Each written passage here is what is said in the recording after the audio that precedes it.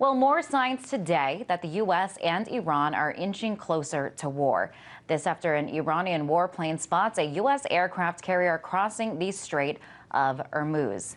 Now, this strait is critical because it's the only sea passage to the open ocean for exporting oil. Over 15 million barrels of oil passes through here every day. That's about a third of the world's oil shipments by sea. The aircraft carrier Iran says is spotted is part of the Fifth Fleet, which is based in Bahrain, not too far away. Well, Iran now flexing its muscles and threatening to cut off oil supply from the waterway.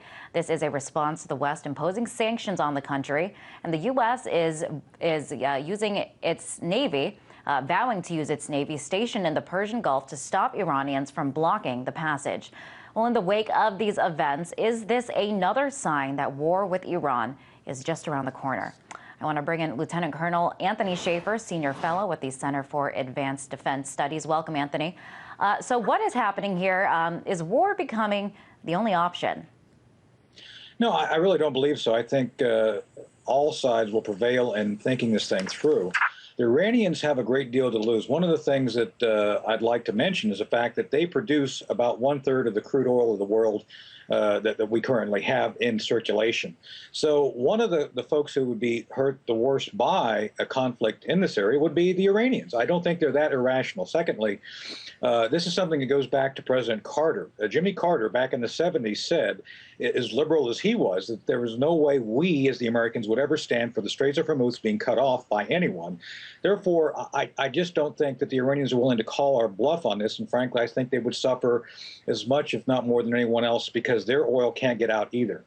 Also want to talk more about the significance of this waterway, the Strait of Hormuz. This is a crucial passage in terms of shipping oil in the region. If Iran blocks this passage, which they are vowing to do, if the U.S. moves forward with these sanctions, what effect will that have? Well, huge. It would jack up the price of oil globally. We're talking about prices, and I think I'm conservative here, $5 to $6 a gallon. I mean, unheard of prices. And most importantly, you're talking about a huge, huge hit to the global economy. And this includes all of our friends in Asia as well, because they need the oil and more than we do. We, the Americans, are down to about 16% of our oil coming out of this area of the world. Therefore, we would be hit, but not nearly as bad as the rest of the planet. So, I think all sides would, I'm hoping they will think this thing through before any sort of armed conflict would come to fruition on this. And what exactly do you think Iran is really trying to achieve here? I mean, this is a response to the sanctions. Do you see the U.S. backing off as a result of this? Well, not really. And I think the sanctions are really a paper tiger. The only people who have signed up so far for the sanctions are us.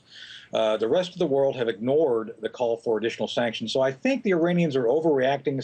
Simply put, it's saber rattling.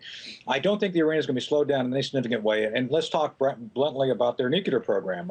I'm one of those who believe, based on my sources, they have at least 2 nuclear weapons at this point in time. The problem is they don't have a delivery system, which will take another 18 months to 2 years to put together. So I think we need to understand what the realities are. I don't think there's any practical way for the West to bomb Iran and prevent it from getting the bomb. And on the converse, I don't think the Iranians really want to prompt a Western response which would result in them losing men, material, or military capability. Want to talk about military capability. Want to bring this up as they spotted a U.S. aircraft carrier in the region. Want to take a moment to compare and contrast Iran and the U.S. Navy fleet.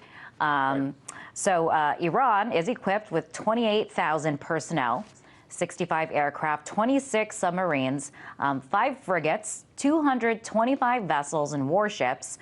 But that is nothing compared to the U.S. Navy fleet with 324,000 personnel, 3,700 aircraft, 75 submarines, 27 frigates, and more than 406, that's almost double, that of Iran, vessels, warships, and destroyers. So I want to get your reaction. Clearly, we are at an advantage when it comes to being equipped. That's correct. And let's remember that we have a global responsibility. They don't. So those numbers are a bit misleading by the fact we can't have all of that there. There's just no room for it anyway. Secondly, the advantage we really do have is in technology. We can spot them coming. We can do things with cruise missiles. And frankly, a lot of the equipment they're currently using, to include the Air Force, is from the 70s. Some of the same weapons we sold to Shaw are still in service, to include F-14s and F-4s, which have long since left our inventory.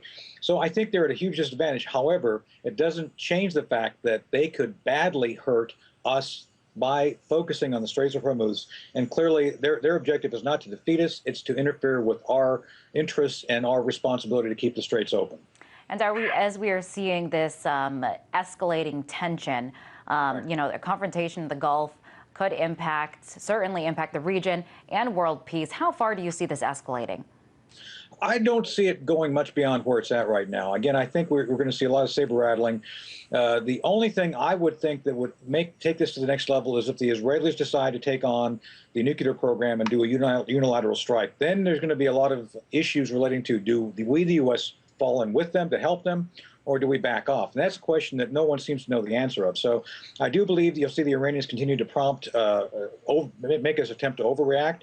But I think their focus really is going to be on Iraq, believe it or not, trying to gain more influence in Iraq. So why would you want to interfere with doing that? And I think that's what they're really going to focus on. The rest of this, I do believe, is saber rattling for the most part. So what about, do you see then President Obama declaring war with Iran? No, I don't. There's three elements here in competition. You have the military warfighters who have plans to do this. We always had plans to go in and do something. You have President Obama, who's been very clear and reluctant to take any military action. And then you have the presidential candidates. The Republicans are all literally trying to say that they would go to war with Iran, which I think the rhetoric is hugely unhelpful in the current situation. So those three elements are right now in conflict. Frankly, I just don't see the Americans doing anything to provoke the Iranians, but clearly there is interest in keeping that strait open no matter what it takes, and that would require President Obama to take military action if the Iranians really did something to close it off. Certainly, we are seeing a lot of rhetoric, especially from the Republican candidates. I mean, how do you think that impacts the chances of coming to a peaceful resolution in the region when we are seeing so much of this harsh rhetoric, almost pushing to go to war from these candidates? We have to look at this as a chess game, not a checker game. I will say this directly: the Republican candidates, what they're saying is that they're like checker players. We need to look at the region from the perspective of Pakistan, Afghanistan, Iran, Iraq, Saudi Arabia, Syria. We have to understand all of those things and not simply push on one and assume that we can get away with it. So I think that the wisest course of action going forward is accepting the Iranians will probably have, if not already, a nuclear weapon, and try to deal with them as a regional power and not provoke them. And I think the Republican rhetoric is not helpful at this point in time. I don't think the Republican candidates, even if they were elected, would be able to follow through with any military action, even if they wanted to. Yeah, that's the bottom line. Anthony, thank you for weighing in on this. That was Lieutenant Colonel Anthony Schaefer, Senior Fellow with the Center for Advanced Defense Studies.